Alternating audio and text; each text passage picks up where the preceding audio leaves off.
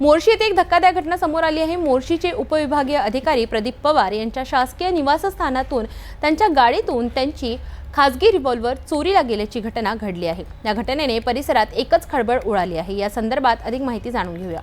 मोर्शी महसूल विभागाचे उपविभागीय अधिकारी प्रदीप पवार यांच्या बंगल्यावर चोरीची घटना घडली। 8 ऑगस्ट रोजी मध्यरात्री ही घटना घडली असून अज्ञात चोरट्याने त्यांच्या क्रेटा गाडीची काच फोडून आतून त्यांची खासगी पिस्तूल लंपास केली। एवढंच नव्हे तर चोरट्याने घरातही प्रवेश करून घरफोडी केली।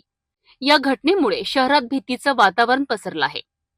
या घटनेची माहिती मिळताच अमरावती ग्रामीण पोलीस अधीक्षक विशाल आनंद यांच्या मार्गदर्शनाखाली स्थानिक गुन्हे शाखा आणि मोर्शी पोलिसांनी तात्काळ तपास सुरू केलाय। स्थानिक गुन्हे शाखेचे पीआय किरण वानखडे, मोर्शीचे ठाणेदार राहुल आठवले आणि डीबी स्क्वॉडच्या टीमने वेगाने कारवाई करत अवघ्या 24 तासात आरोपी राजेश दांडगे याला अटक केली आहे। पोलिसांनी त्यांच्याकडून चोरीला गेलेली पिस्तूलही जप्त केली आहे।